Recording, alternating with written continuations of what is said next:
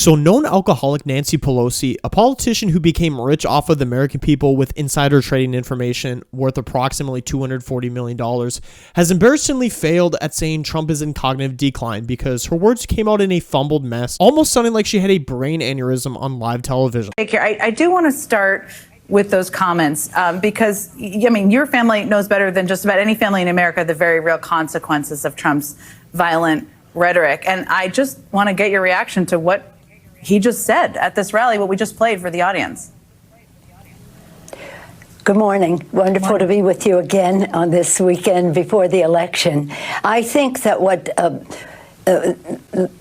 the ex-president just said is a further indication of his cognitive degeneration.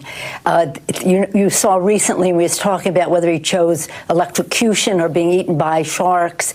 Something's very wrong there. And indicative in it also is diminishing the power of the press, which is the guardian of our freedom in our country.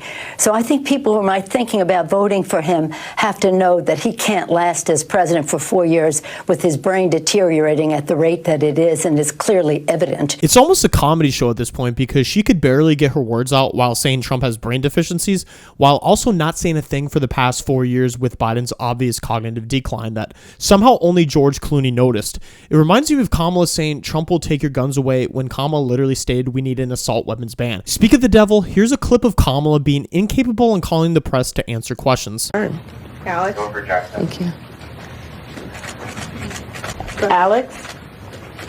Alex. Oh, I'm Lauren. Sorry. You have to say the last name of someone else. Oh, keep going. You know, it is 48 hours out. Everyone's a little tired. Who was with us last night? You're right.